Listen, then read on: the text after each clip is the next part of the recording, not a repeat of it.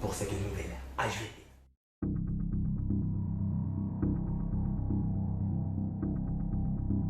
En préparant l'écriture de cet épisode, j'ai voulu découvrir la vérité derrière la légende de la sorcière de Blair, largement déguisée par la mythologie construite grâce au film.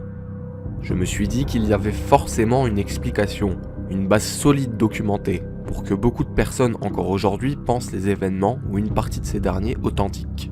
Du coup, et si on s'intéressait au folklore autour de Blair Witch, pour ensuite en vérifier les faits réels?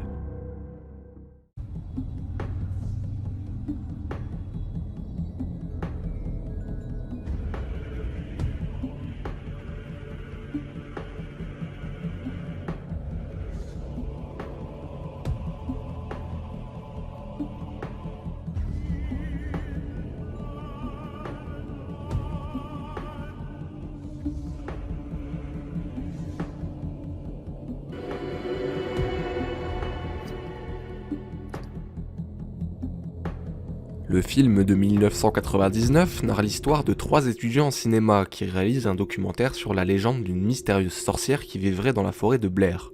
Ils auraient disparu en forêt et le film est présenté comme réel à sa sortie, comme étant l'ultime témoignage vidéo des événements précédant leur disparition. Un énorme folklore se crée autour du film et il est censé être inspiré de faits réels d'événements étranges et surnaturels qui auraient lieu tous les 60 ans. Mais qu'en est-il réellement ? Tout commence au XVIIe siècle, dans le village de Blair, aujourd'hui connu sous le nom de Burkittsville. Les éléments se déroulent plus précisément dans et autour de la forêt de Black Hills, dans le Maryland, aux États-Unis. En plein hiver, 7 enfants ressortent des bois de Black Hills en accusant Ellie Edward, une Irlandaise vivant dans les bois, d'avoir essayé de prélever leur sang pour une obscure raison. Le village s'émeut très vite et décide de bannir la présumée sorcière pour sorcellerie. Ligotée à une luge et traînée dans les bois, Ellie Edward est laissée pour morte par les habitants de Blair, condamnée à périr par le froid mordant. Des rumeurs et d'autres versions rapportent que peu après la condamnation d'Ellie Edward, des enfants disparurent, et par crainte d'une malédiction, les habitants quittèrent Blair afin de laisser mourir à jamais le souvenir d'Ellie Edward. Dans les années 1820, un promoteur nommé Burkitt arrive dans l'ancien village laissé à l'abandon. Il décide d'acheter les lieux et il rénove Blair, qu'il choisit de renommer. En 1824 est alors fondé Burkittsville. 1 an plus tard seulement, un drame sordide se produit. Eileen Trickle, un enfant de 10 ans, se tenait aux abords d'une crique, au niveau de l'eau.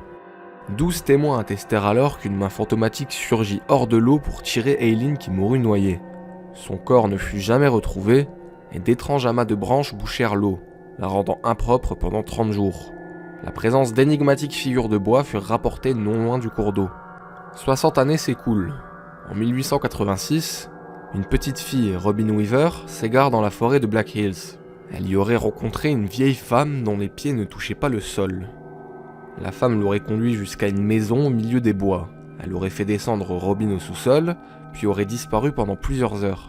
Inquiète, la jeune fille se serait enfuie d'elle-même. Et de retour à Burkittsville, Robin apprend qu'une équipe de recherche a été envoyée dans les bois pour la retrouver, mais ils ne sont toujours pas revenus. Une seconde équipe de recherche est alors envoyée afin de retrouver la première.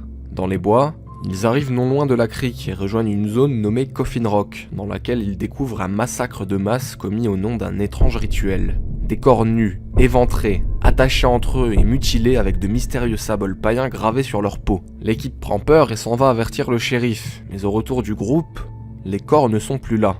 Cependant, une piste encore fraîche leur indique que les corps ont été déplacés récemment, et du sang et des cordages sont encore présents sur le lieu. Ils rentrent malgré tout à Burkittsville, sans explication et avec plusieurs disparus. Robin Weaver vivra jusqu'à 50 ans, et elle se refusera de mentionner la rencontre qu'elle fit à quiconque, hormis sa famille. 60 ans plus tard, dans les années 1940, une vague de disparitions d'enfants secoue Burkittsville. La police n'a d'abord aucune piste, jusqu'au jour où un ermite nommé Rustin Parr quitte les bois de Black Hills dans lesquels il vit reclus pour errer en ville. Il répète alors à qui veut l'entendre qu'il a enfin terminé. Interrogé par la police, Rustin les conduit à une cabane au milieu des bois dans laquelle il s'est installé. Dans le sous-sol, la police découvre des preuves d'actes de torture et de potentiels meurtres. Il fouille les alentours autour de la cabane et découvre 7 tombes marquées par des piles de pierres. Par la suite, les corps des enfants disparus sont découverts, et tous portent les mêmes symboles rituels que les victimes de Coffin Rock. Un 8e enfant est découvert, bien vivant. Kyle Brody, l'un des disparus, est retrouvé traumatisé, debout dans le coin du sous-sol. Pris en charge, il fait condamner Rustin Parr grâce à son témoignage au tribunal. Condamner Rustin ne fut pas difficile, puisqu'il avoua tous ses crimes avec beaucoup de détails. Il affirma avoir fait tout cela pour une vieille femme. Il indiqua avoir écouté une voix dans sa tête, et il les emmena dans son sous-sol 2 par 2.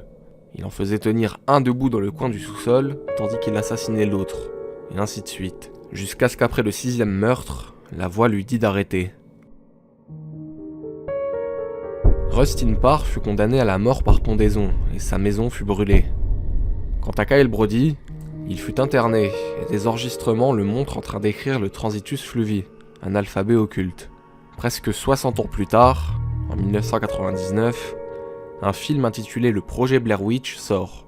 Présenté comme authentique, il est censé être l'ultime témoignage filmé d'étudiants qui se sont perdus et ont mystérieusement disparu alors qu'ils faisaient un documentaire sur la sorcière de Blair. La forêt à l'époque de Halloween s'affiche la chair de poule à tout le monde. Je veux pas d'artifice. Ce que je veux surtout éviter, c'est les clichés. Je veux présenter ça d'une façon aussi simple et directe que possible. Je trouve que la légende est assez inquiétante en elle-même. Je veux demander pardon. J'ai eu l'impression qu'il y avait une chose près de moi, ce genre de chose qui donne le frisson. Ils ont fouillé sa maison et ils ont découvert les cadavres de 7 gosses de la région. Je viens de me réveiller il y a à peine 2 secondes. Il y a des petits tas de pierres devant notre tente. Je regrette. Je regrette. Oh merde! Quoi que tu dises maintenant, c'est ma faute. Parce que c'était mon projet. J'ai peur de fermer les yeux. J'ai peur de les ouvrir. Si le film est un found footage, autrement dit un film tourné du point de vue subjectif et censé retranscrire des événements authentiques bien qu'il s'agisse d'une fiction, la sorcière de Blair est pour beaucoup bien réelle. La faute à une campagne marketing originale et intelligente, qui a su troubler avec brio la frontière entre fiction et réalité, pour rendre la toile de fond autour du film crédible et réelle. En effet, bien que les événements décrits sont largement repris sur internet, parfois de manière plus détaillée ou légèrement différente, la majorité des sources viennent de 2 faux documentaires, The Curse of the Blair Witch et Shadow of the Blair Witch, qui présentent des enregistrements supposés authentiques, des témoins filmés, des photos, des rapports de tribunaux, des dessins et de très nombreuses archives qui crédibilisent les faits, sauf que tout est faux. Les témoins et les différents intervenants sont des acteurs, les photos, dessins et rapports sont contrefaits, et Rustin Parr et ses victimes n'ont bien entendu jamais existé. D'ailleurs, Rustin Parr était au départ censé être l'anagramme de Rasputin, et le nom d'Elick Edward, la supposée sorcière de Blair, a été choisi par les réalisateurs d'après Edward Kelly, un médium du XVIe siècle. Le nom de Kelly Edward est donc bien un anagramme. Tout a été créé à l'avance pour le film, et les rumeurs d'étudiants enquêtant sur la sorcière de Blair se sont répandues rapidement aux États-Unis avant la sortie du film, si bien qu'avec un internet tout juste naissant et des histoires d'obscures disparitions se propageant à travers le pays, nombreux étaient les personnes à avoir entendu parler des disparus de Black Hills, et tous croyaient l'histoire authentique à l'époque. Bien entendu, vous êtes beaucoup à savoir que l'histoire est fausse. Mais jusqu'où est-elle fausse? On aurait très bien pu penser qu'une grande partie du folklore était vraie, ou en tout cas qu'un flou subsistait par manque de documents précis. Alors, quels sont les éléments réels autour de Blair Witch? Malgré les dires de quelques prétendus locaux sur internet, le village de Blair n'a jamais existé. En tout cas, je n'ai trouvé aucune archive ni aucune carte attestant de son existence. Je vous invite donc à me corriger si jamais vous avez la preuve du contraire. Burkittsville a donc toujours été Burkittsville. Mais si Elick Edward, la prétendue sorcière de Blair, est elle aussi une invention, il est très probable que le projet Blair Witch s'inspire de la légende de Moll Dyer, qui aurait vécu au XVIIe siècle dans le Maryland. Vivant isolée à l'intérieur d'une cabane dans les bois, elle fut accusée de sorcellerie par les villageois, et Moll Dyer fut bannie des alentours un soir d'hiver.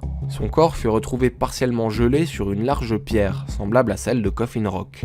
La légende raconte qu'elle aurait hanté les bois et les alentours du village, et sa cabane, brûlée par les villageois, aurait été maudite. Néanmoins, les archives ayant été détruites dans l'incendie du tribunal du comté en 1831, Il est impossible de vérifier l'existence de Moldayer, qui est jusqu'à présent une légende de sorcière. Mais gardons à l'esprit qu'une femme comme Moldayer aurait très bien pu exister.